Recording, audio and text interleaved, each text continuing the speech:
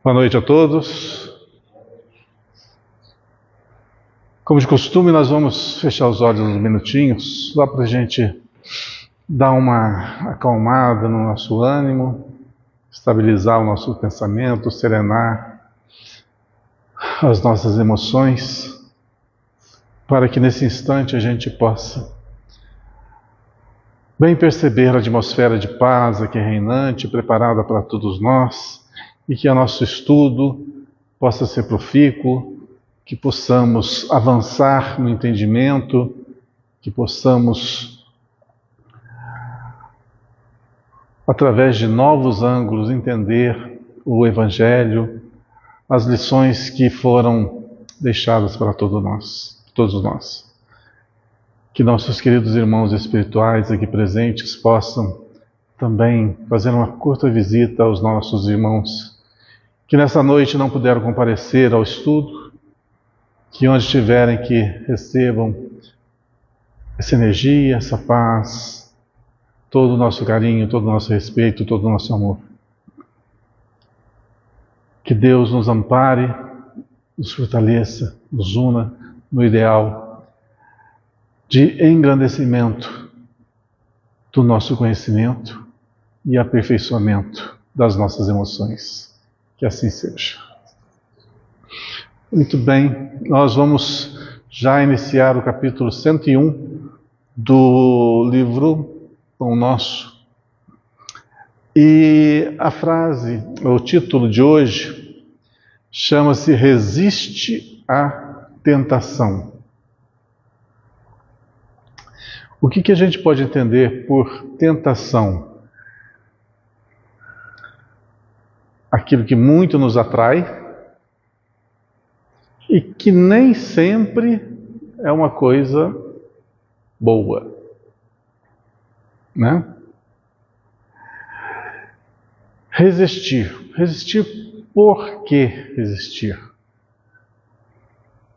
Nós estamos num plano, num mundo de provas, tá? Vou tirar as expiações para ficar mais ameno. Nós estamos num mundo de provas. Então, estamos aqui para provar o nosso melhoramento. Provar que já adquirimos algumas virtudes. Provar que já somos mais fortes. Provar que podemos construir alguma coisa de bom. Em todos os âmbitos, nós estamos aqui para provar.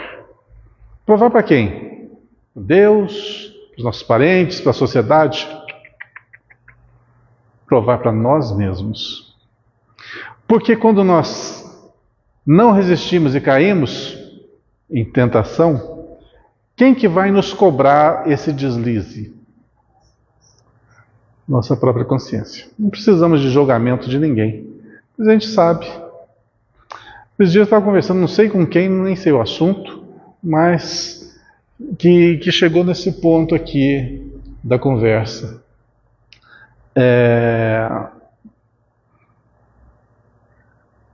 Que tem pessoas que estão num outro patamar, fazem tanta coisa errada, mas não estão nem aí para o que estão fazendo de errado. Nada, absolutamente nada.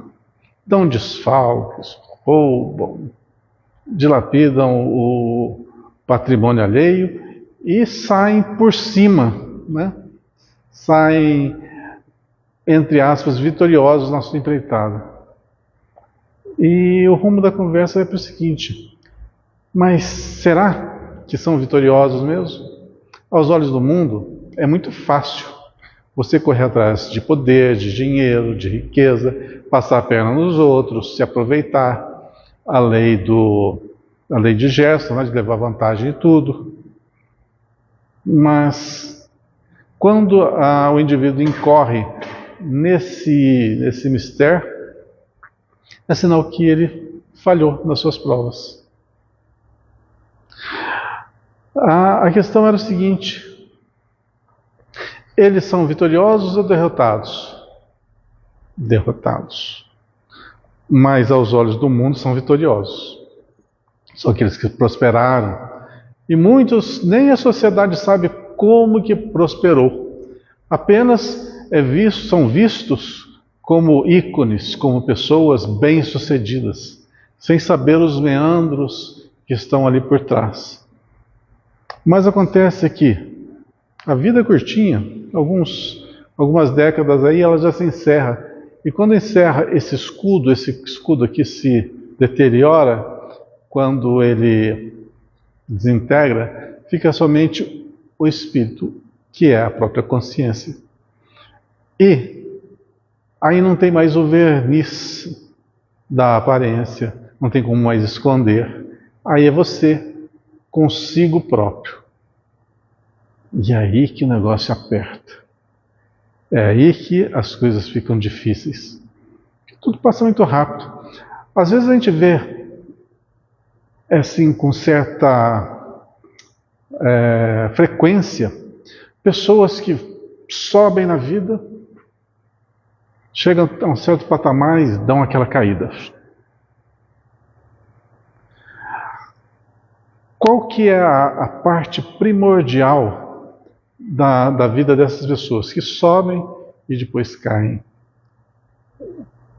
Depende como sobe, logicamente. Mas se for subir, vamos ver que sobe por umas vias não muito certas. Só que chega um ponto que cai. Essa caída é importantíssima. É sinal que já começa a pagar os seus erros, consertar-se aqui, nessa encarnação. Outros tantos levam a sua experiência terrena com êxito, entre aspas, até o final. Esses são os mais endividados, porque tem aquela visão de ser bem-sucedido, de ser vencedor do mundo. Só que quando vem o túmulo e tudo se esvai, fica-se a consciência, ela é assim, violenta para com aqueles que falharam. Tanto é que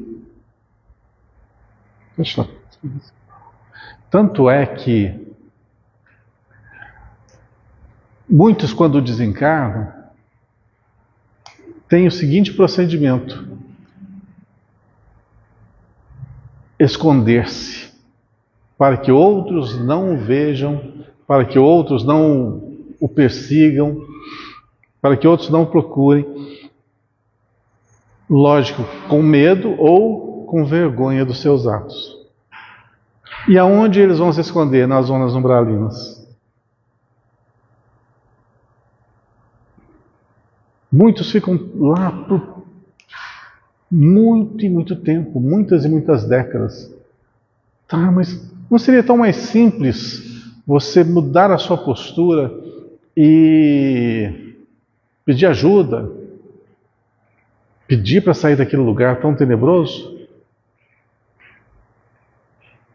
Dependendo do estado consciencial da pessoa, vai ficar ali por muito e muito tempo.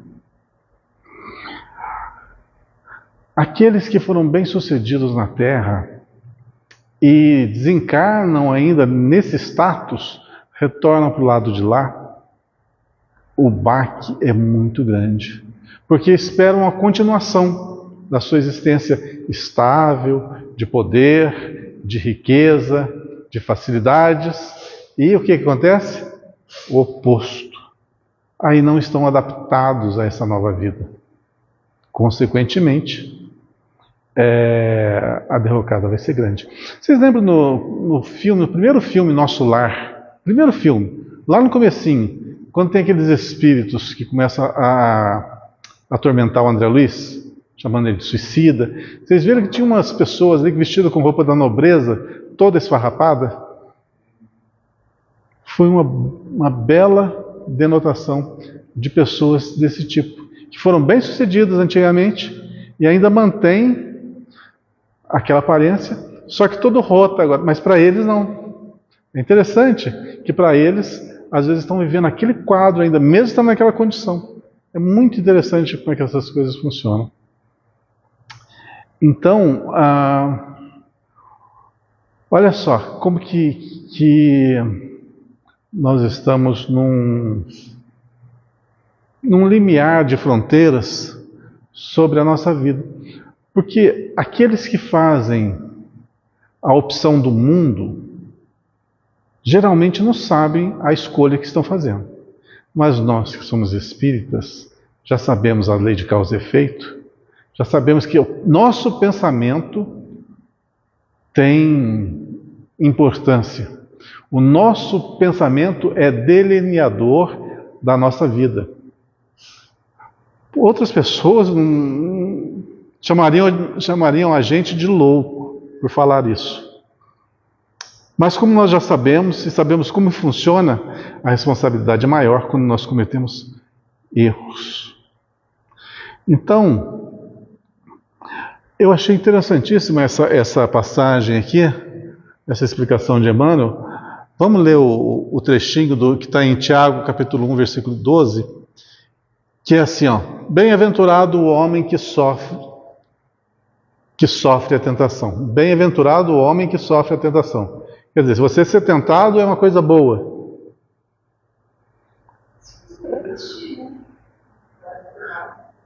Bem-aventurado o homem que sofre a tentação.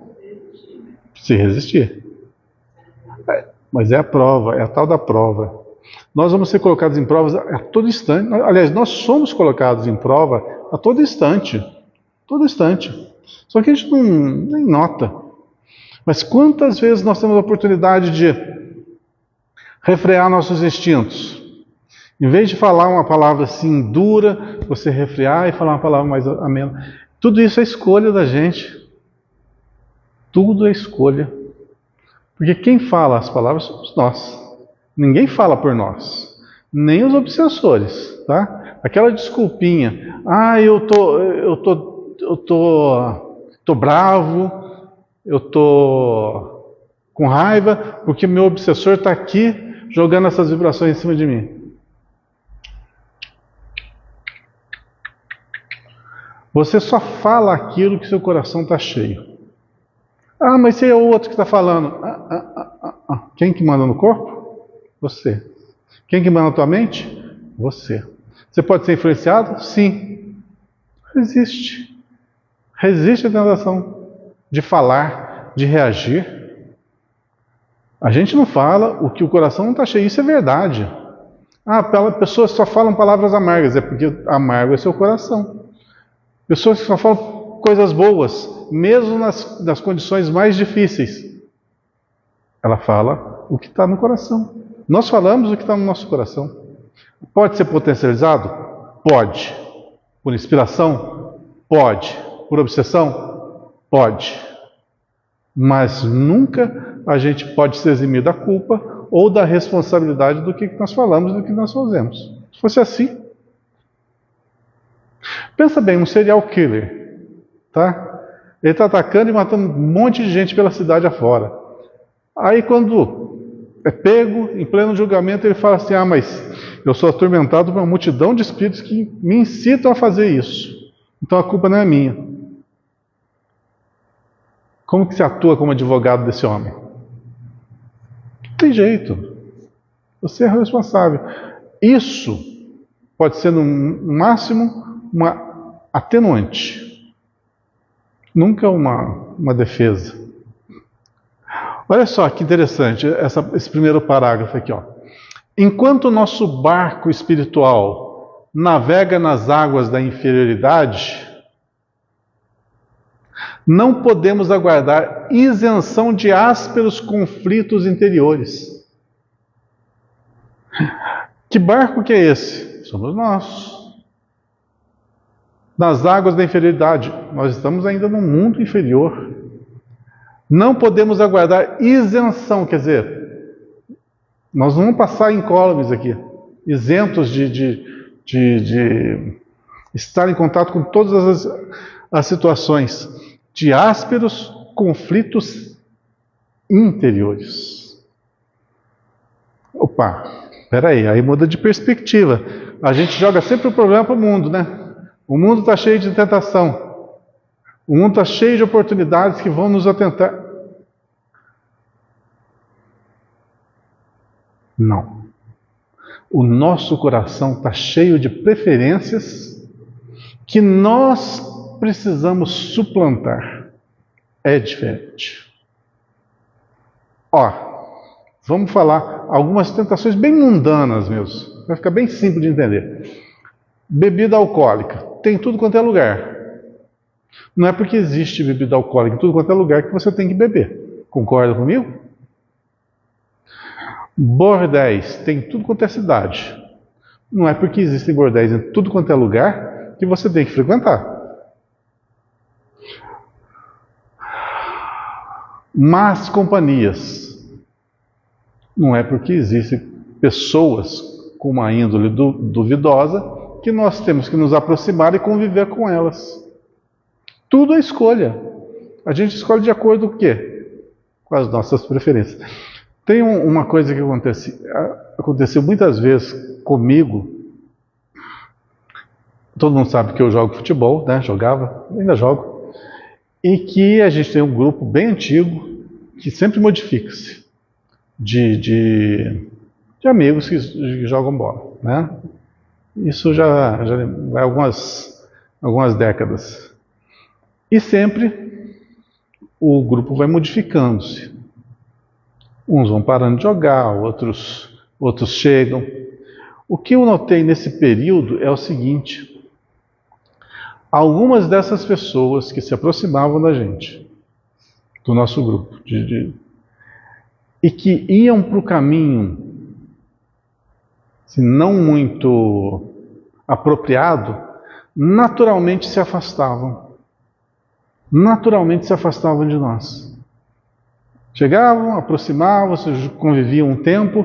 Quando notavam a nossa postura, que nosso grupo é bem antigo, a gente se conhece há muito tempo. Os principais, aqueles que chegam ao grupo, se eles não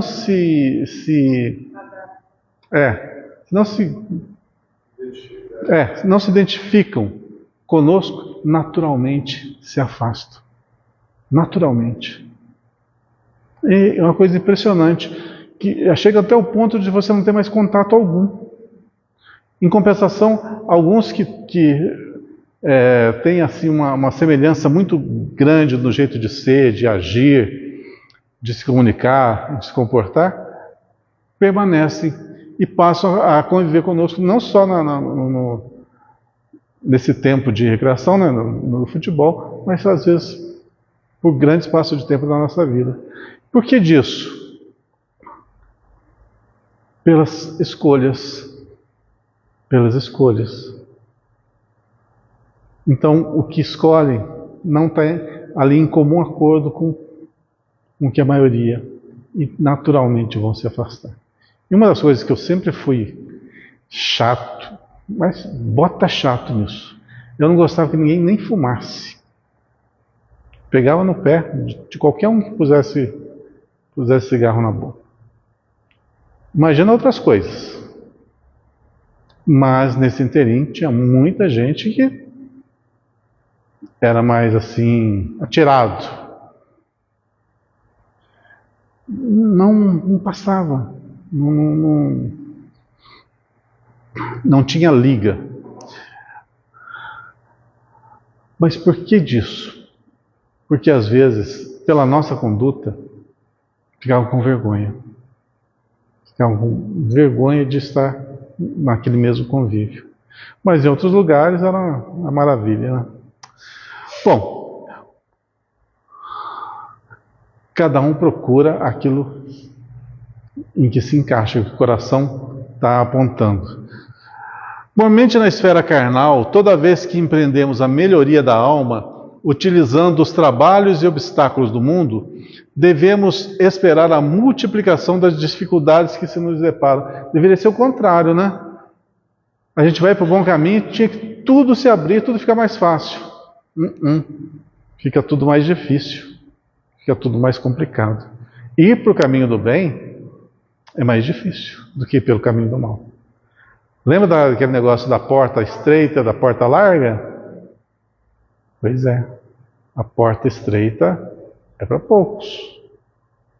Você tem que fazer um regime ali bom, mas não é regime de corpo, não. Tem que fazer um regime de espírito. Tem que tirar muitas e muitas imperfeições para que você possa adentrar. O que seria essa porta estreita? Seria a porta da nossa consciência.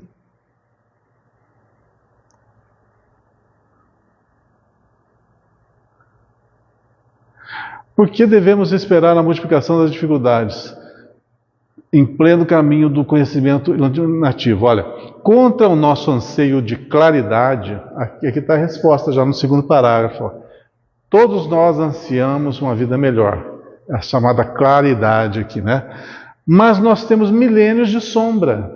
Aí é que está o X da questão. Nós estamos despertando agora, estamos entendendo um pouquinho da vida agora. A gente sabe o que fez no passado? Não. A gente sabe como é que a gente agia no passado? Não. Não sabe. A gente sabe o que está no nosso dossiê, na nossa ficha corrida? Não sabe. Pois é. Coisa boa, eu acho que não é.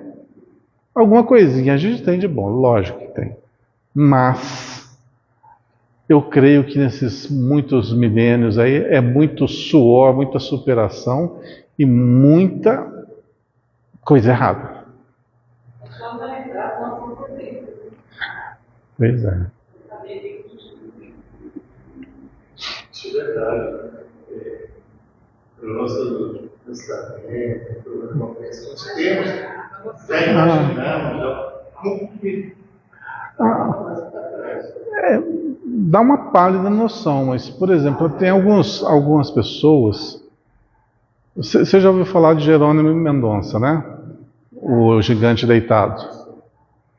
Então, se você for analisar a vida desse homem, não tem nada ali que desabonasse ele, né? Era um atleta, aos poucos ele foi tendo esclerose múltipla, se não me falha a memória, foi perdendo os movimentos, mas mesmo assim ele continuou firme no propósito que ele abraçou, até o final. Então, se for analisar a vida dele, é uma pessoa assim que seria um exemplo. Mas recua lá atrás para ver quem que era o danadinho. Você lembra? Não lembra? Você lembra? Eu esqueci, mas ele era ruinzinho. Ele era ruinzinho. Não, lá atrás, mas bem lá atrás. Se não me engano, ele era um general, coisa assim, era alguma coisa de exército. Ele mandava matar mesmo.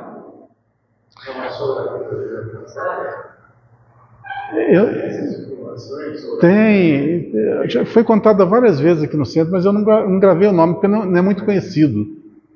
É lá daquela parte de Sibéria, Mongólia, daqueles lados lá, sabe? Na Ásia. Então, mas ele fez muita coisa errada. Então, se for analisar essa encarnação dele, puxa, sofreu barbaramente, mas livrou-se.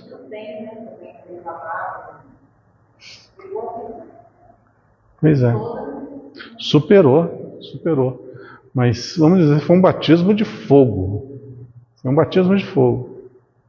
Então, quando você quer alçar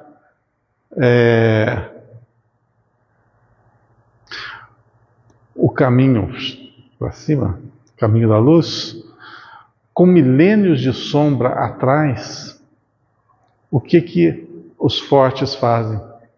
Eles querem pagar tudo de uma vez. Tipo Jerônimo de Mendonça. Uma vida muito sofrida. Tem outros. Eu acho que é Benedita, não sei o que, esqueci o nome dela, se não me fala a memória, que cuidava do Hospital do Fogo Selvagem. Vocês lembram? Eu não lembro, eu estou ruim para guardar o nome. É que eu estou lembrando agora aleatoriamente. Imagina você abraçar uma tarefa, uma missão de cuidar de pessoas com pênfigo selvagem, com fogo selvagem. Que dor! ver a dor do outro, você não poder fazer muita coisa, isso era os mais reculados. Hoje eu acho que a medicina está mais...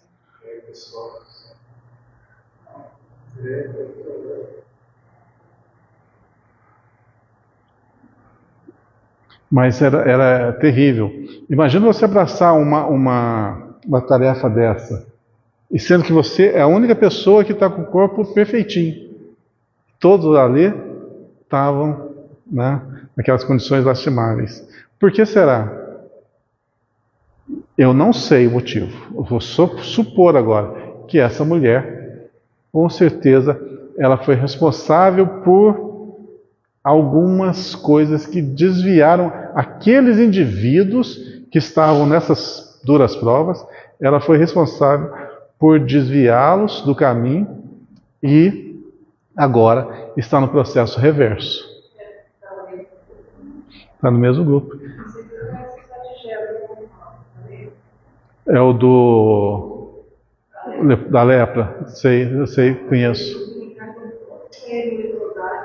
Uhum.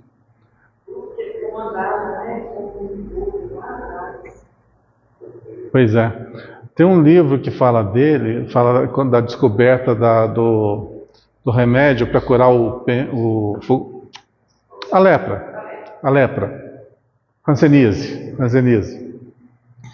O livro chama-se Chão de Estrelas. É um livro ali de mais ou menos no finalzinho da década de 90, 98, que foi lançado esse livro, mais ou menos. Chama-se Chão de Estrelas. E conta a história, eu acho que a época é 1940, entre 30 e 40, mais ou menos. E como que funcionava o esquema das pessoas que apareciam com hanseníase. É assim, em 1940, imagina 2000 anos atrás, eram retirados à força da família e jogados num leprosário. Não tinha que querer. Pois é, não tinha que querer. Então,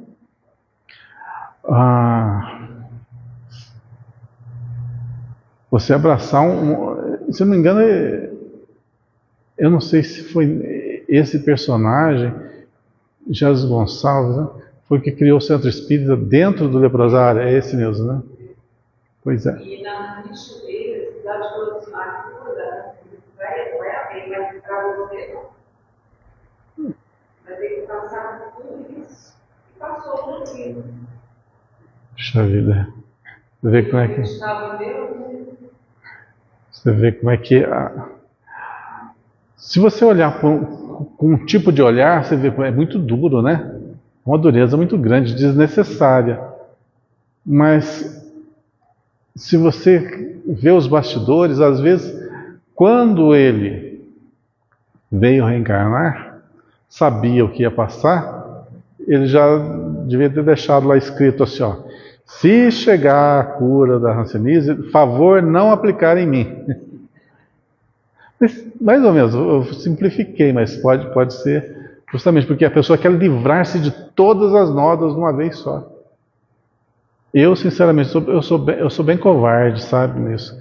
Então eu prefiro assim, ó, se for para 10 mil anos, pode dividir.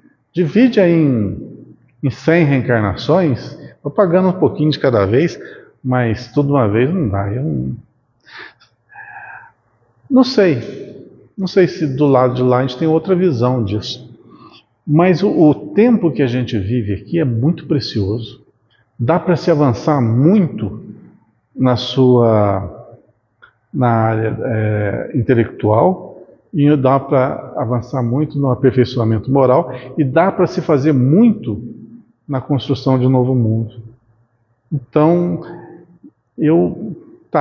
tirando meu lado covarde, certo? Tirando meu lado covarde, eu acho que quando a gente paga tudo de uma vez, a gente está vendo mais o nosso eu, isso na minha visão, tá? O nosso eu do que o geral. Mas no caso do Jesus, ele foi foi regenerando aos poucos. Ele leva em várias encarnações dele, até que chegou nessa. Santa Agostinho, que era o dele, né? Eles fizeram a programação dele. A equipe também fez. Então, essa programação, ele já está na solução de fazer, de liquidar o débito. De liquidar tudo uma vez. Então, ele todinho reencarnou junto. Então ele tinha um carnezinho que ia pagando aos pouquinhos. Aí faltavam umas 10 prestações, ele falava, vou pagar tudo uma vez, é isso? Santo Agostinho? Santo Agostinho teve uma época que ele ia entrar na cidade e ele descobria todas as cidades, todas as cidades que passavam, ele descobria. E nessa cidade tinha muitas mulheres, crianças, né, que tinham um pai, enfrenta ele, chega até onde ele está, para pedir para não roubar as mulheres, as crianças. E só que ele não aceitou, mas ele não teve como não aceitar. No final ele teve a velocidade, roubou as mulheres e as crianças. Então eles ficam gravados na ficha dele. Então Santo Agostinho passou a olhar para ele. É um gesto, né, que ele teve de bondade, auxiliou ele. Tá. Então, ele foi bonzinho para com ele e falou, ó, você não vai curar não, porque está sendo bonzinho para com ele. Gravar esse nome. Quero esse protetor para mim não. Quero um mais maleável, né? O mais brasileiro, dá um jeitinho. É melhor, ele tem que passar de longe. Eu não sei, são modos de ver, sabe? São modos de ver. Eu acredito que quando a gente está no plano espiritual, para aqueles que permitem que participem do projeto da reencarnação, acredito que dá, se empolga um pouco, eu quero isso, aquilo. Mas quando chega aqui na escola, na sala de aula aqui, é muito pesado, e aí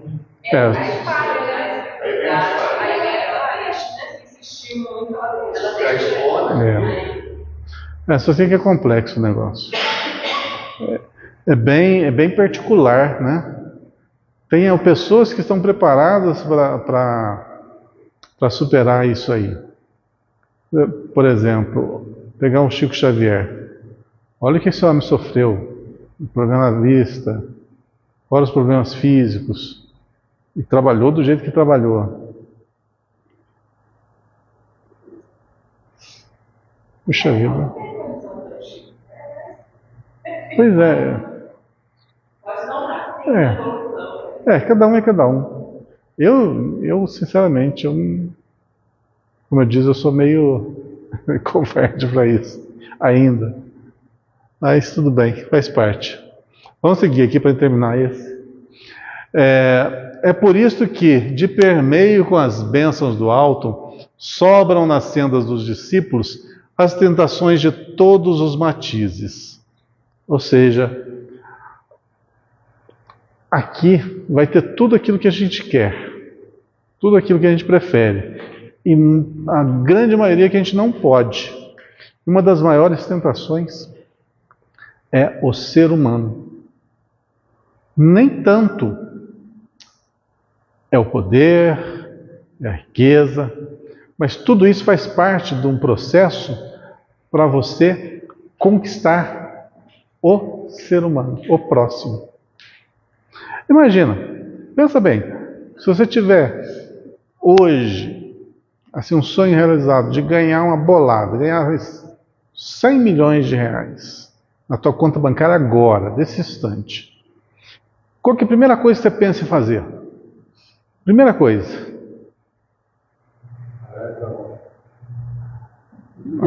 Aí não, aí não. Aí não. Tá, fora isso, tá? Pula essa. Qual é a segunda coisa?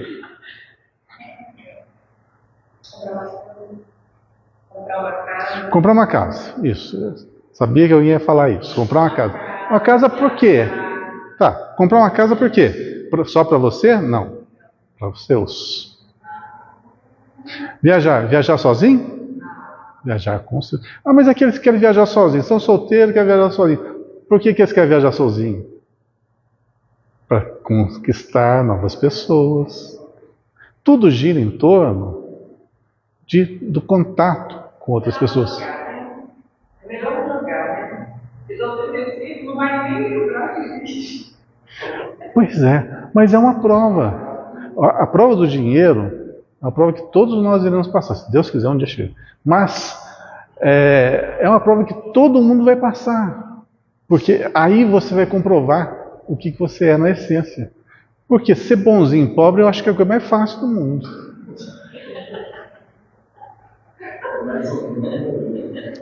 Pensa bem, pobre pede dinheiro, não pede? Você não tem que ir lá todo humilde para pedir dinheiro? Você vai com aquela cara, né? Aquela carinha de... Agora, quem tem posses? Primeiro que não vai pedir dinheiro emprestado. Então vai olhar sempre com um ar de superioridade. Da onde que vem essa superioridade? Do ego, do orgulho, da vaidade. Mas se você não tiver, você vai tratar o outro como uma pessoa normal. Então, nessas situações da vida, a gente se mostra, às vezes, numa condição bem humilde, financeiramente falando, a gente se mostra assim, somos bonzinhos, somos perfeitos, somos as pessoas ideais. Tá, muda. Vão para um país onde, vamos nascer num país onde o orgulho é bem arraigado, onde as posses são grandes, onde o poder é muito forte. Como que a gente vai sair nesses lugares? Num cargo ainda elevado. Pensa bem o que nós podemos fazer. Por isso que lá no livro do Espírito já fala, né, na questão da adequada, que é que dirige o Espírito nas provas que deve ser. Lá fala, o poder do dinheiro é mais difícil. Eu queria uma prova difícil. Eu queria.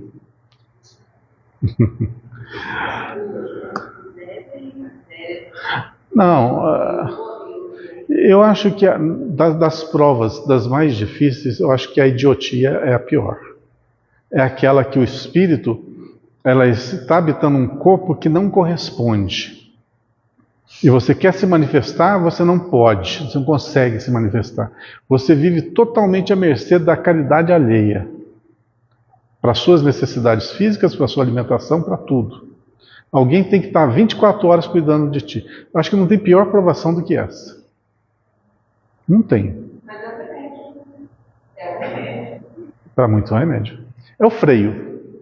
Para muitos é o freio. Para outros é o quê? É o reinício. Muitos que estão nessas condições geralmente são suicidas. E pior tipo de suicídio. Não aconselho ninguém a suicidar, tá? Não aconselho ninguém a suicidar. Mas, se tiver que fazer, olha que maldade, é a maldade apontando. Mas se tiver que fazer, não jogue de grande altura. Você vai se quebrar todo. E isso vai deformar tanto o seu perispírito que você vai vir numa condição terrível. Você já viu aquelas crianças totalmente deformadas, totalmente que andam numa cadeira de rodas, você olha assim, é só o ossinho do braço.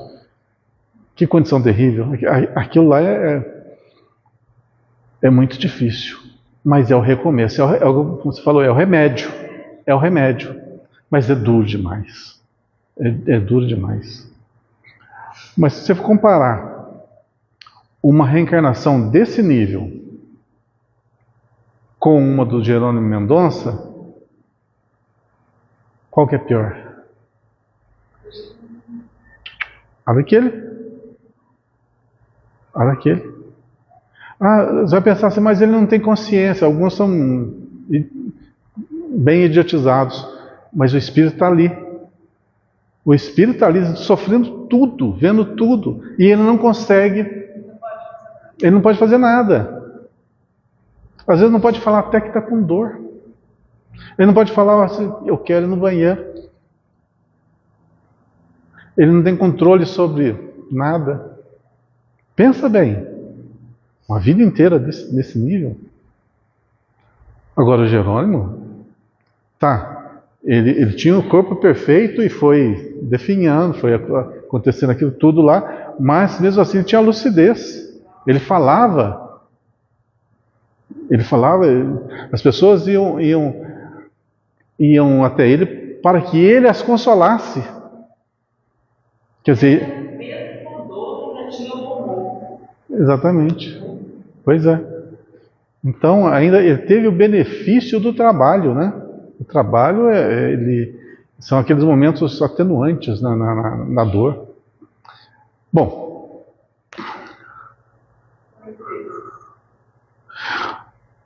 Nossa, estou lá em cima ainda. Por vezes o aprendiz acredita-se preparado a vencer os dragões da animalidade que lhe ronda as portas. Aí, ó, quando quer pagar tudo de uma vez, né? Todavia, quando menos espera, eis que as sugestões degradantes o espreitam de novo, compelindo-o à porfiada batalha. É mais ou menos assim, aquela pessoa que frequenta o AA longos e longos anos, mas convive junto àquelas pessoas que não bebem, que têm uma vida social bem regrada, bem religioso. Aí que sai daquele núcleo e adentra num barzinho, onde está a maior anarquia, festa, alegria, né? Todas as tentações que estão aqui dentro dele. Aí ele, tá aí a prova.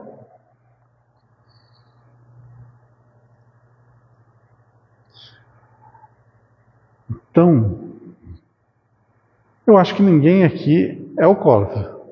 Tem algum alcoólatra? Não tem, né? Ninguém tem problema com bebida. A bebida atrai vocês? Atrai? Nossa, que vontade de tomar uma. Já pensaram nisso? Vontade de abrir uma cerveja, vontade de tomar uma caipirinha. Já tiveram isso? Não, socialmente, assim... Estou falando ter a vontade. Aquela vontade, dependência, isso. Não, se eu não tomar uma coisinha hoje... Então, é uma dependência química. Mas as nossas preferências funcionam mais ou menos assim. Quando ela é muito arraigada, você não consegue controlar-se. Isso, eu falei da bebida, mas pode ser qualquer coisa. Qualquer coisa. E o pior que eu acho, quando você bebe, você está estragando teu corpo. Quando você usa droga, você está estragando teu corpo. Mas o problema maior é quando a sua preferência é por pessoas. Aí você está estragando a vida do outro. Aí é bem pior. É bem pior. Quando, por exemplo, uma paixão desenfreada, tipo aquela... Vocês assistiram aquele filme, Atração Fatal? Uma pessoa se apaixona por outra e vai até as últimas consequências para obtê-la. Quer dizer, acaba com a vida do outro. Por quê? Porque ela tem aquilo encalacrado dentro do seu ser. Sentimento de posse, de poder, de manipular, de ter. Interessante que a maioria não se dá conta disso. Mas a maioria tem esse tipo de pensamento, de atitude. Não deixa o outro livre.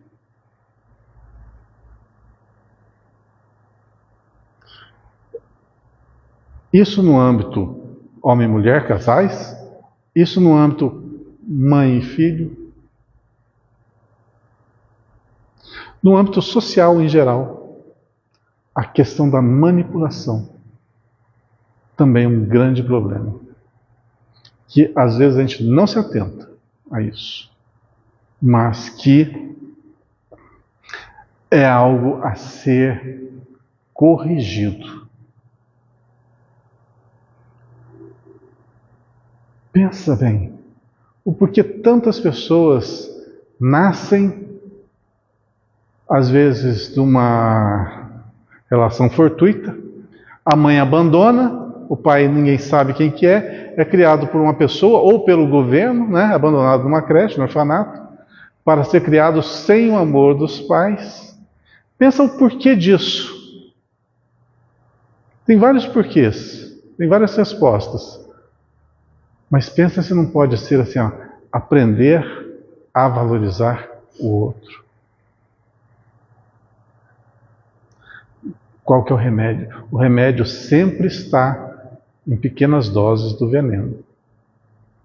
Então aquilo que você fez de errado, você vai receber em algumas doses menores para você aprender a não fazer aquilo.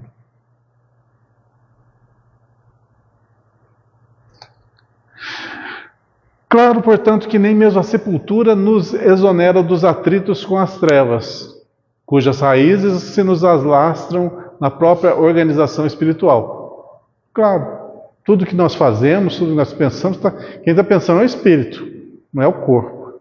Não é o corpo que impera. O corpo é só um veículo para as nossas vontades, de manifestação das nossas vontades, só isso.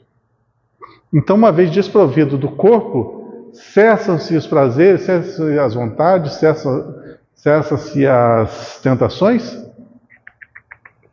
Não. Espiritual mesmo. Só que não tem mais o corpinho, né, para satisfazer. O que acontece? Qual é a primeira coisa? Vou achar um corpo, né? Vou achar um corpo. De quem? Do primeiro que estiver na reta. Livre, liberado. Aí começam as obsessões, as possessões, as fascinações, as simbioses espirituais. Por aí vai. Um dia tem fim isso? Tem fim. Mas imagina como que seria o mundo se não houvesse sofrimento. Ninguém corrige. Ninguém corrige. A primeira palestra que eu assisti, quando estava iniciando na doutrina espírita, chamava-se A Dor. Primeiro palestrante que eu vi, estava explicando lá, a dor. E foi quase 2 horas de explicação do porquê da dor, da importância da dor. Não esqueci até hoje. Sem ela, a gente está perdido. Perdido.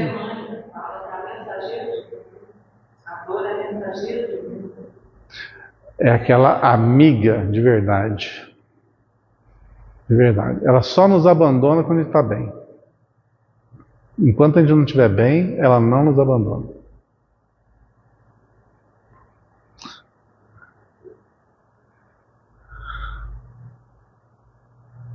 Onde que eu parei? Só a morte da imperfeição é em nós livrar-nos-á delas. Vou ler de novo. Claro, portanto, que nem mesmo a sepultura nos exonera dos atritos com as trevas. Só a morte da imperfeição nos livra dos atritos com as trevas. Exatamente. Haja, pois, tolerância construtiva em derredor da caminhada humana, porque as insinuações malignas nos cercarão em toda parte. Entretanto, nos demoramos na realização parcial do bem. A gente demora. A gente passou assim uma revista. Quantas coisas boas eu fiz na minha vida. A vida é muito tempo. Esse ano. Se a gente colocar num caderninho, quantas coisas boas eu fiz esse ano, será que preenche uma página? O que vocês acham? Não? Tá ruim assim? Não? Nem meia página? Viu como a doutrina espírita é dura?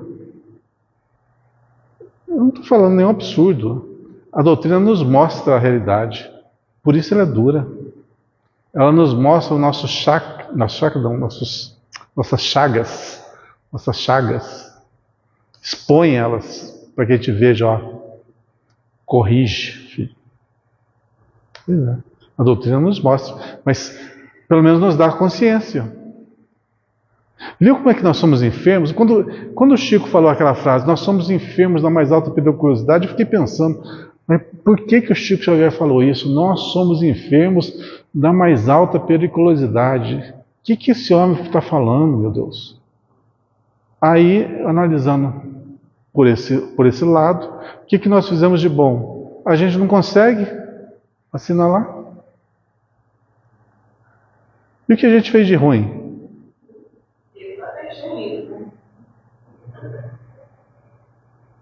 Então nós nos encontramos todos no umbral. Se Deus quiser, nós estamos lá. Daqui a algumas décadas estamos todos no umbral. Porque... Bom, o fato é o seguinte. Como estava no primeiro comecinho do parágrafo, nós temos milênios de trevas e apenas alguns anos de claridade espiritual. Não dá para se tapar tudo isso. Então a gente tem que ser consciente. Olha, nessa encarnação, o que nós estamos fazendo? Pelo menos eu penso assim, nós estamos nos preparando para os embates vindouros. Estamos nos preparando para os embates vindouros. Então, eles virão. E quando eles virem, que estejamos fortes e preparados. Porque o que nós carregamos na nossa retaguarda é extenso. Ah, como é que você sabe isso? Estuda história. É só estudar história. Isso se estuda nos bancos escolares. Você vê que mártires na história da humanidade são raríssimos. Vilões.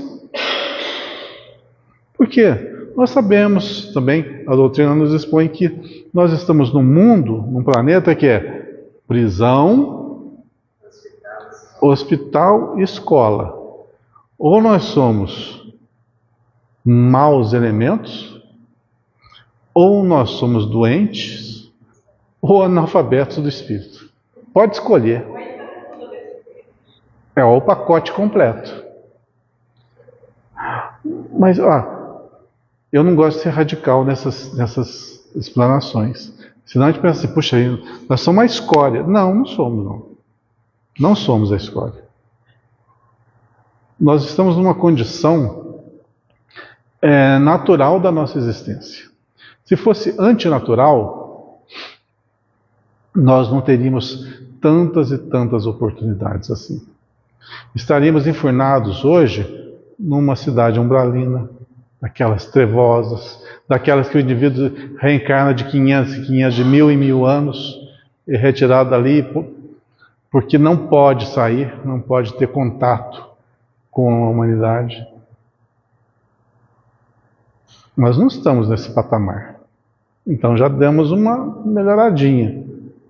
Vamos ter alguns embates, algumas dificuldades, vamos ter, mas faz parte do processo de aperfeiçoamento.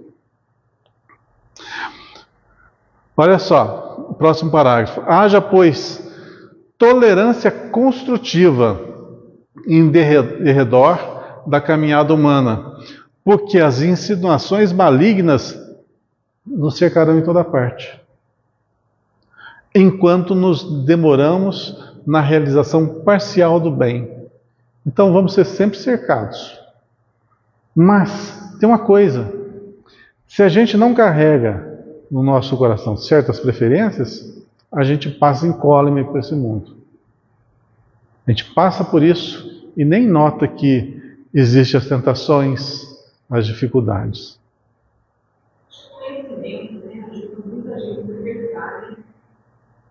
Conhecimento é primordial e aliado, logicamente, a um aprimoramento das virtudes. É o alicerce básico da construção. Sim, é o alicerce básico da construção nossa. Somente alcançaremos libertação quando atingirmos plena luz. O que é plena luz? Plena luz. É bonito falar, né? Plena luz. Uma luz. O que é luz? É uma simbologia. A luz seria, vamos dizer assim, A coroação pelos sucessos alcançados nas empreitadas. É o troféu. Essa luz seria o quê? O troféu pelo combate bem combatido e vencido. Combate contra quem? Contra nós, nossas limitações e imperfeições. Plena luz porque o nosso espírito se ilumina. Ele se amplia, se fortalece. Isso é plena luz. Quando nós vencemos a batalha contra nós mesmos. Entendendo a transcendência do assunto, o apóstolo proclama: bem-aventurado aquele que sofre a tentação. Vamos ter muitas. Impossível por agora qualquer referência ao triunfo absoluto, porque vivemos ainda muito distantes da condição angélica. Entretanto, bem-aventurados seremos se bem sofremos esse gênero de lutas, controlando os impulsos do sentimento menos aprimorado e aperfeiçoando-o pouco a pouco, à custa do esforço próprio, a fim de que não nos entreguemos inermes às sugestões inferiores que procuram converter-nos em vivos instrumentos do mal. Ou seja, vamos ter muitas e muitas tentações nessa nossa vida. Se cair, o que acontece? Se falharmos e cairmos na tentação do mal, o que acontece? Começa de novo. E de novo. E de novo. E de novo. E os séculos vão se passando.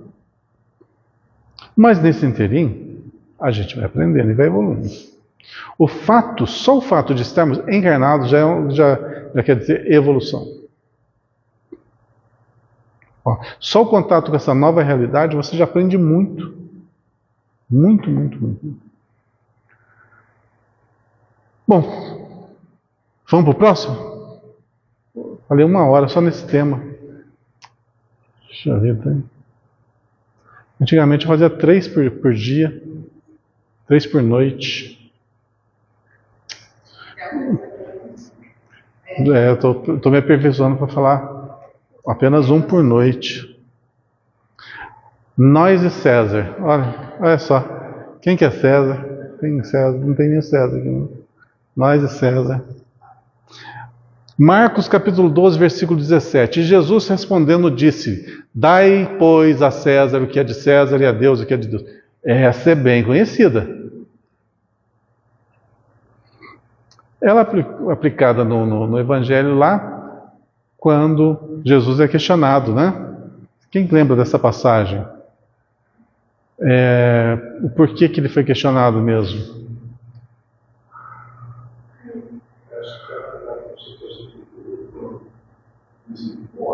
Se era correto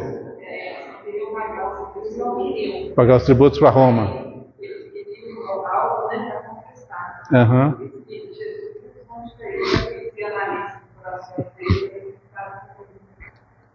Uhum. Dai a César o que é de César, Deus o que é de Deus.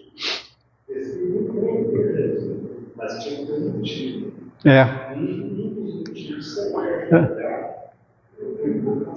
Aí teria perdido se ele falasse alguma coisa. Ele falasse, você tem que pagar. Pois é. Saiu direitinho. E ele ganhou muitos pontos com Pilatos por causa disso. Inclusive na carta de Pilatos ao imperador, tem um vídeo no YouTube falando sobre essa carta. Não sei. Mas assim, é recheado de...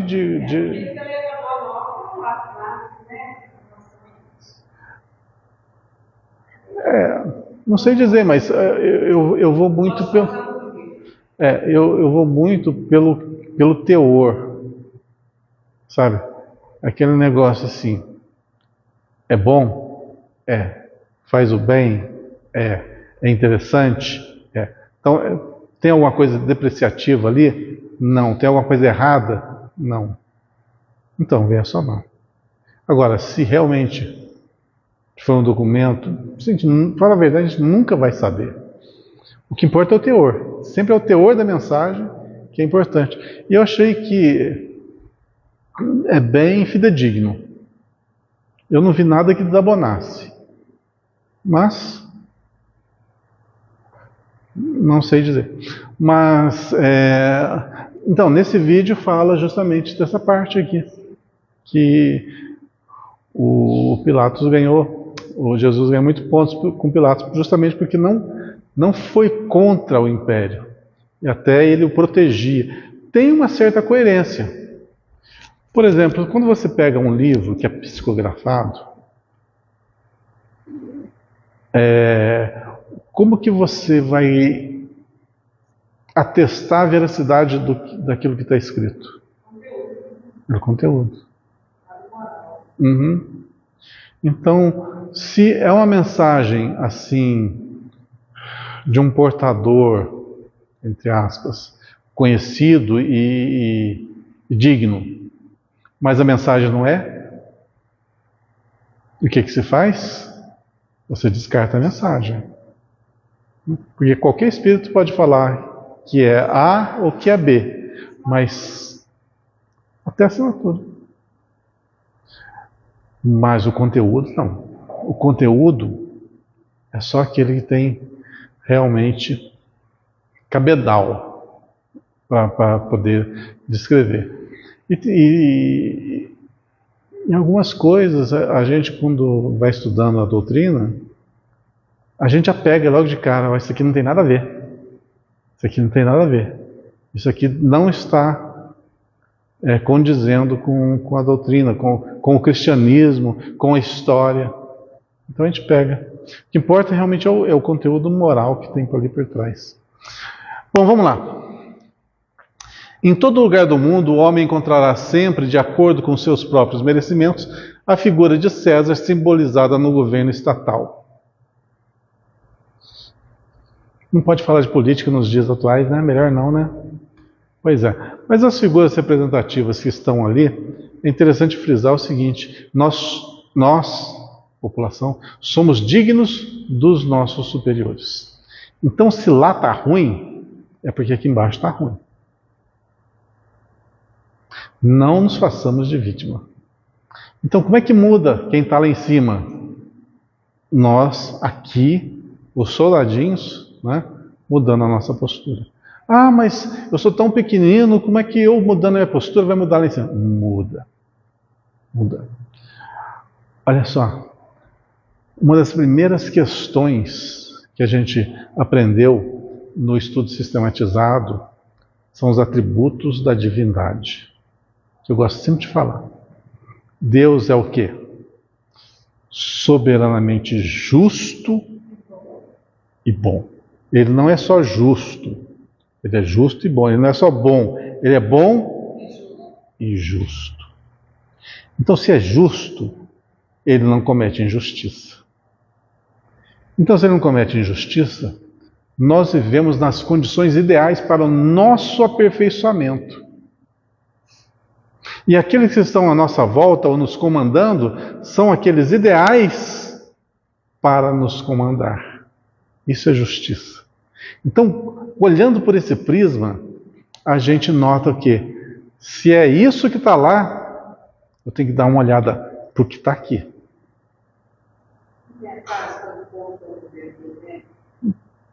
Pois é disso que nós estamos falando. É justamente disso.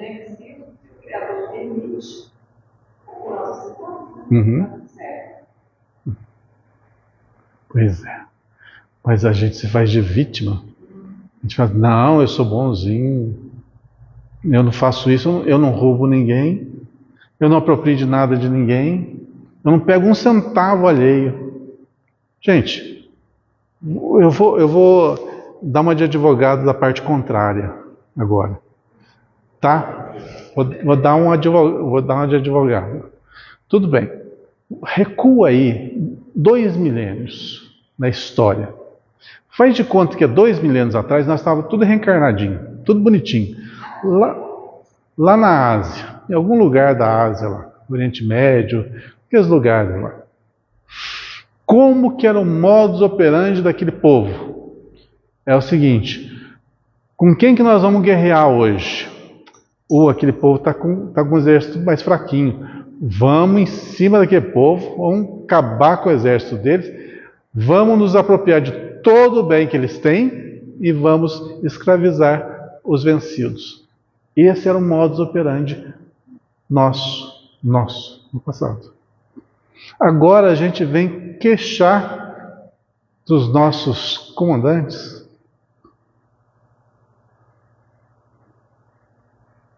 E a melhora, ela é individual, né? É. A regeneração é de elemento para elemento. Eu vou regenerar a beleza, vou procurar o outro. Isso é tudo. Uhum. Então, agora você pega a grande massa de pessoas reencarnadas nesse planeta, a maioria está em que patamar? Dá uma olhadinha nos líderes. Vamos pegar um país para Cristo aqui. Eu adoro pegar a Coreia do Norte porque eles não têm influência nenhuma, né? Eles não vão ver nunca o que nós estamos falando. Um país muito fechado. Muito bem. Como que é o sistema mais ou menos lá? Pelo que a gente vê. É um cara que manda, é um bando de aproveitadores que estão em torno se beneficiando e a grande massa que é escravizada de acordo com a vontade daqueles poucos. É esse o sistema perfeito que eles têm lá de governo.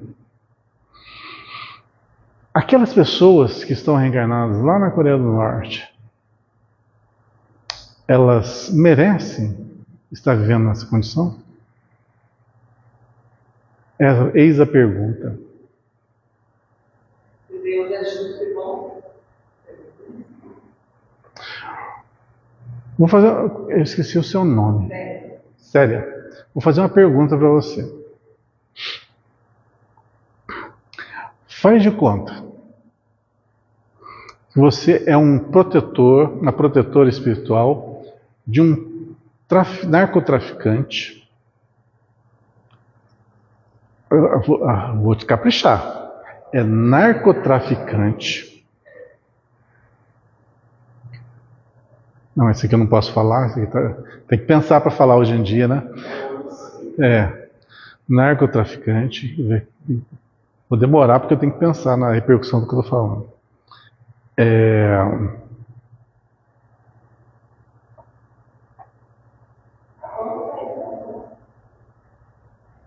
Assassino. Assassino é uma coisa que pode falar hoje em dia.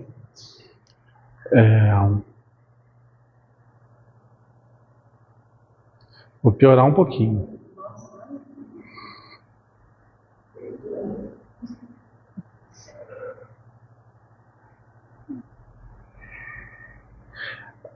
Mafioso. Mafioso é aquele que cobra do outro, né? Para não fazer o mal aí. Mafioso. Também pode falar. Narcotraficante, mafioso, o que eu falei mesmo? Assassino, criminoso. E ladrão? Ladrão. Tá bom. Tá. Você é a protetora espiritual desse indivíduo, certo? Desde pequenininho, você tá lá tentando incutir nele bons modos, para que seja obediente, respeite os pais, respeite os professores, aprenda na escola, coisas básicas. Não pega nada do outro. Isso, exatamente. Só que vai crescendo e vai mostrando cada vez mais o seu jeito de ser e vai indo para esse lado cruel que eu teci agora. Aí chega lá pelos 20 e poucos anos de idade, no enfrentamento lá entre as gangues, ele leva um tiro e morre. Certo? Você vai lá, ampara, desliga-o do corpo físico e leva para o plano espiritual. Aí chega o Emmanuel para você, olha só que chique. Chega o Emmanuel está encarnado. Então, faz de conta. Como é que chama o outro lá? Bezerra de Menezes. O Bezerra tá num nível bom. Chega o Bezerra e fala peraí, me perdi. Ele vai te fazer um aconselhamento. Lembrei. Ele vai ter que reencarnar daqui a algum tempo. Você escolhe um lugar para ele reencarnar, aonde ele não tenha espaço de ação, aonde ele aprenda os rigores da disciplina, aprenda a viver com pouquíssimo para não inflar o seu ego, e num local onde ele não tenha ampla liberdade de ação. E aí você pode escolher um lugar no planeta para reencarnar com essas características. Para onde que você mandaria ele? Eu mandaria para mim. Mas eu posso dar um exemplo. Eu posso dar um exemplo na obra para ele. Tem lá no Mundo Maior, tem lá o banheiro que ele reencarna nela. Muito bem, você falou, ele vai para o povo dele é um pouco poderoso. Ele não consegue ver, não consegue falar, não consegue nada. O corpo dele é um anão. E a mãe dele é a única que ajuda ele e ainda está para reencarnar. Então, assim, ele reencarnou os problemas todos. Você é mais cruel do que o Xi Jinping lá. Não, mas é porque ele estava tipo para poder explicar isso. Quem que ia ficar perto dele? Qual pessoa que ficava no Brasil? Ele precisava esconder para poder esperar. Não, mas aí é no caso dos problemas obsessivos, da perseguição. Mas todos que estão nessas condições todas que estão falando aí, estão não sei se você impossível. Tudo bem. Tira essa parte. Não tem como, faz parte do pacote. Então vou falar o que eu faria. Só reencarnar num lugar desse. Aprender disciplina. Se as penas dele, se não for tão duro, se o karma dele não for tão duro assim, vai para a China. Ou se é uma questão só de reeducação mesmo, vai para o Japão. O problema é religiosidade, né? E logicamente associado com riqueza. Vai para a Índia. Existem lugares adequados para cada perfil de espírito. Por isso, os nossos países nesse planeta são tão distintos. Por que não chega o cristianismo para todos os lugares da mesma forma, com a mesma clareza, com a mesma nitidez? Porque as pessoas não compreendem o Cristo até hoje. Então é necessário esses lugares. E aonde que é o lugar escolhido para que o Cristo realmente se manifestasse aqui, como ele é? No Brasil. E é tão interessante que os demais países em torno do Brasil não são espíritas. E o Brasil é essa potência espírita. Tem outras religiões, sim. Cristãs, sim. Então, cada país, cada local, de acordo com um perfil de espírito, para poder ali se ajustar. No futuro, como que vai acontecer? Não sei, não dá para saber o futuro. Mas se toda a humanidade marchar para o progresso, é natural que tudo vá se modificando, e é o que aparentemente está acontecendo, principalmente com a evolução tecnológica. Vocês vejam que a evolução tecnológica é muito recente. Por quê? Agora que chegou-se a esse patamar, aí deu esse boom. Porque daqui vai se espalhar assim como fogo em palha pelo mundo todo, com os meios de comunicação que nós temos. Então eu creio que mais umas 2 gerações esse mundo vai estar totalmente mudado, porque a informação vai correr solto. Antigamente, como é que se adquiria informações? Revista, livro ou televisão fechada. Isso recentemente, ou rádio, que era assim, tudo supervisionados, tudo censurado. Hoje é tudo livre. Por que é tudo livre? Porque a informação tem que correr solta. Por que tem que correr solta? Porque tem que chegar a todos os rincões. Por que tem que chegar a todos os rincões? Para as pessoas terem a oportunidade de escolher. Porque não existe evolução sem livre-arbítrio. Sem livre-arbítrio não se evolui. Num país fechado como a Coreia do Norte, como nós citamos, ou outros semelhantes, o que acontece?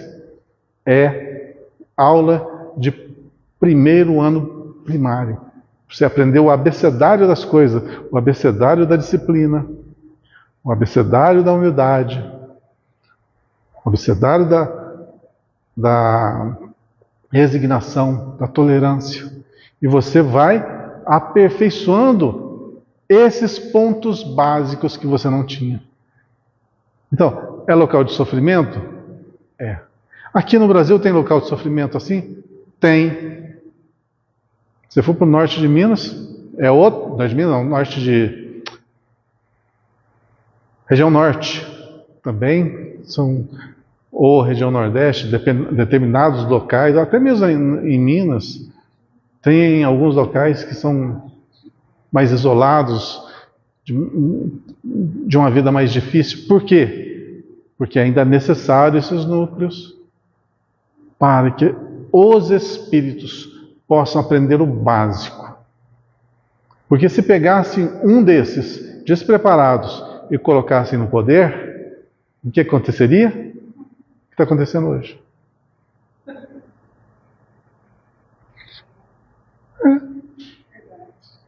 É o que está acontecendo hoje.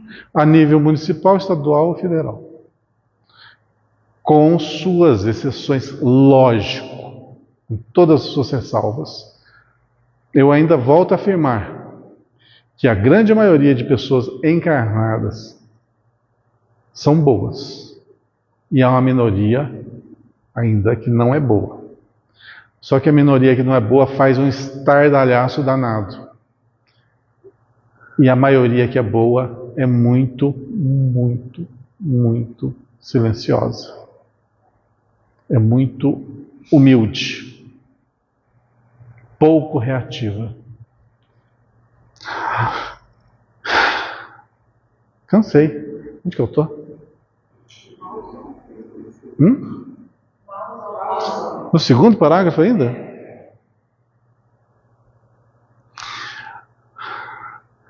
Olha só, falando de estadista lá. Eu não tinha, juro para vocês que eu não tinha lido. Maus homens, sem dúvida, produzirão maus estadistas. Coletividades ociosas e indiferentes receberão administrações desorganizadas. Eu juro para vocês que eu não li. De qualquer modo, a influência de César cercará a criatura, reclamando-lhe a execução dos compromissos materiais. A influência de César, do governo, né? Cercará a criatura, a gente está, logicamente, sob a tutela do Estado, reclamando a execução de compromissos materiais. Todos nós trabalhamos, pagamos nossos impostozinhos. É imprescindível dar-lhe o que lhe pertence. Por quê? Se não fosse tudo facinho, as mãos cheias, a gente faria mau uso do que nós obteríamos de acordo com as nossas preferências, que a gente não suporta ainda as tentações. A gente ia pegar essas paixões encalacradas e ia pôr tudo em prática. Então, se a gente é cerceado um pouquinho, a gente ganha o suficiente só para manutenção e alguma coisinha a mais, é porque é a dose certa do remédio que nós necessitamos. Ou é ruim de falar isso, eu queria ganhar um pouquinho mais. É ruim falar, eu ouvi isso, né? Mas é verdade.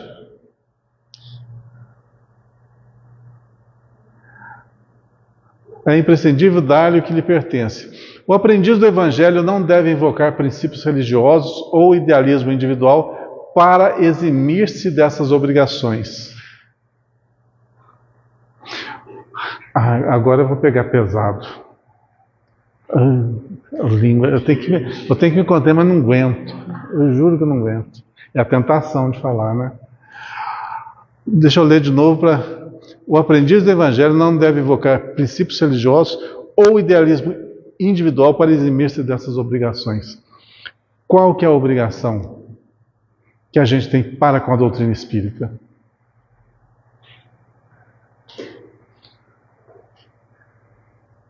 Seguirmos os seus princípios, estudarmos, ensinarmos, repassarmos o conhecimento, porém nunca se utilizar dela. Nunca se beneficiar dela. Algumas pessoas, independente da religião, então vou generalizar, tá? Porque isso existe em todas as religiões, utilizam-se do cargo que ocupam na esfera religiosa para bem próprio. Não preciso falar, né, entrar em detalhes. Aí eu vou usar só uma fala de Paulo de Tarso para retratar como deveríamos nos comportar. Como que Paulo de Tarso fazia para ir pregar nos vilarejos distantes? Ele punha o tear nas costas, chegava na comunidade, montava o tear, tecia as tendas, os tapetes que ele vendia para sustento próprio. Lembrando que era o doutor da lei. O doutor da lei. Então ele não se beneficiou nunca. E ele falava o quê? Não devo ser pesado a ninguém. Então quando nós falamos da esfera religiosa, eu acho uma incompatibilidade, modifiquei a palavra, é incompatível falar em proveito próprio e religião. Religião quer dizer o quê? Para mim, na minha concepção, voluntariado à causa. Você é um voluntário da causa. Você é um seguidor do Cristo. O próprio Cristo falou, se quiser me seguir, o que tem que fazer? Pega a minha cruz.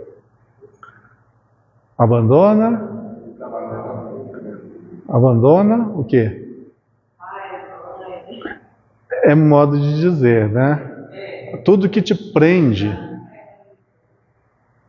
e liberta-se para a jornada. Não quer dizer que você tem que desprezar. Não quer dizer isso.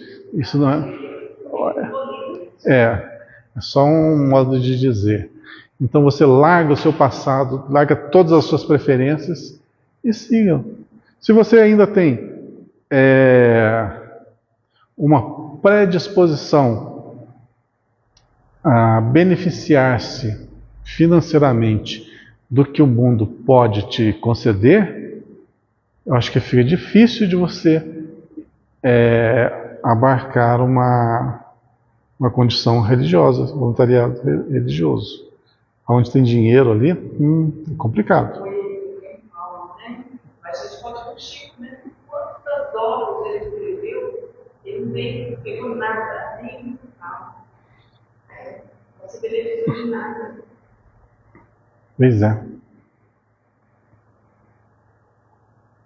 Os exemplos estão aí, né? Mas é a tal da tentação. Se você está num núcleo religioso e você quer seguir adiante nele, você vai estar, sim, vai encontrar essa tentação.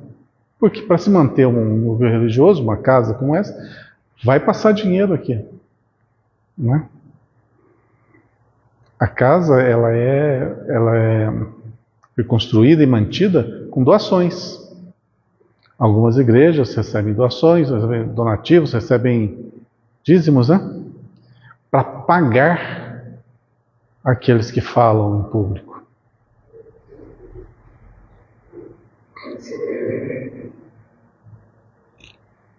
Eu paro por aqui. Eu só falo de Paulo. Eu falo de Paulo assim, não vou ser pesado para ninguém. Eu pego o meu tear, com as minhas mãos eu teço o tapete, eu teço a tenda que eu vou vender para manter o meu sustento. Quem vai trabalhar? O exemplo de Paulo está bem claro. Depois eu vou falar ao público. Está muito claro.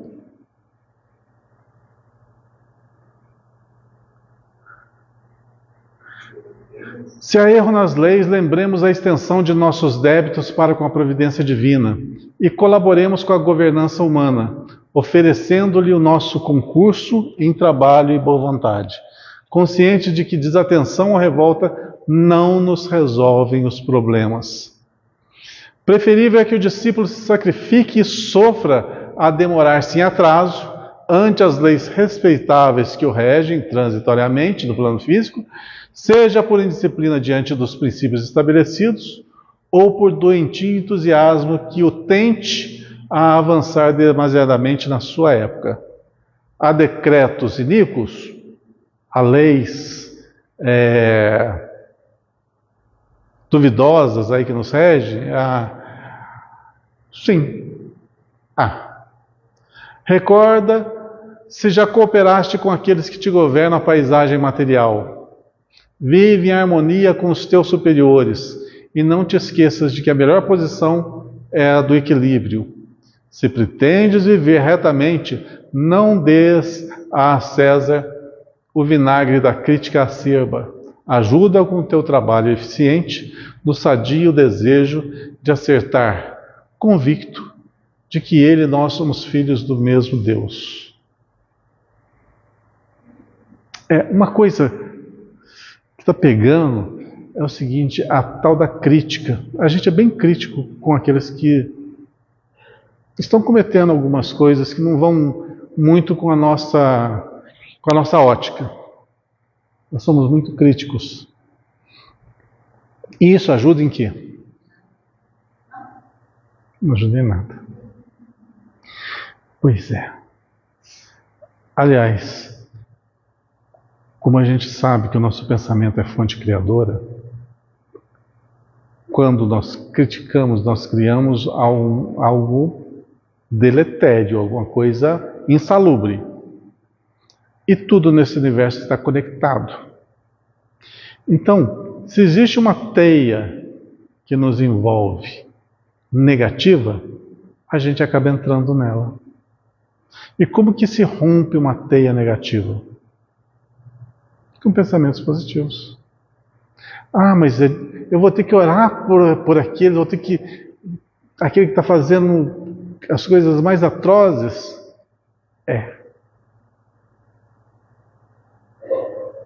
Tem que orar pelo elemento? É fácil fazer isso? Não. É certo fazer isso? É certo. E por que nós não fazemos? Porque nós somos mal. Nós é ruim. Então, a gente se identifica lá. Não foi a minha vontade, mas tem um outro lá que pensa igual eu penso. Mas quem disse que aquele que pensa como eu penso faz as coisas certas também? Age condignamente. Será que a gente está tão perfeitinho assim que a gente sabe tudo que tem que ser feito para o mundo estar equilibrado e justo? Não.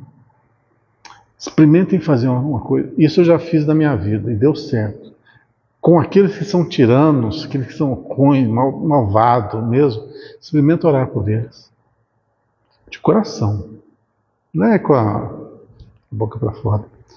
Para vocês verem quanto que isso funciona. Eu já fiz. Eu já tive a prática disso na minha vida. E o resultado me surpreendeu. Me surpreendeu mesmo. Então nós temos o poder de modificar as pessoas pela nossa vontade mais do que a gente sonha, mais do que a gente imagina. O que nos falta é querer.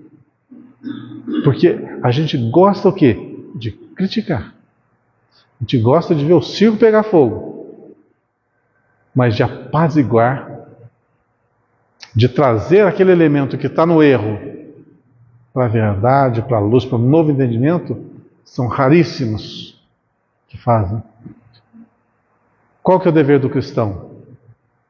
Agir como Cristo agiria. E como que ele agiria numa situação dessa?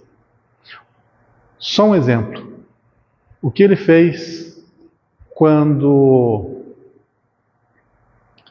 o Judas suicidou? Foi socorrê-lo. Judas errou? Errou. O que ele foi fazer? Foi atrás dele. Pilatos errou? Errou. O que Jesus fez por Pilatos? Colocou o quê? Zacarias para cuidar dele. Se não me engano, é Zacarias mesmo. Se eu não estiver errado no personagem, nome do personagem. Ou seja, naqueles que tiveram uma maior gama de equívocos perante a sociedade, ele dispôs do quê? De mais atenção ainda. Então, se nós temos muitos elementos por aí afora, errando muito, está na hora de a gente agir como Cristo. Está na hora de... Está na hora de sermos cristãos. Porque esses que estão semeando ventos hoje, no futuro vão colher tempestades. E quem vai pôr a capa de chuva nesse pessoal somos nós. Não vamos esquecer disso. Que Deus nos abençoe, nos ilumine, nos ampare hoje e sempre. Uma boa semana a todos. Semana que vem estaremos aí com força, com saúde e em paz.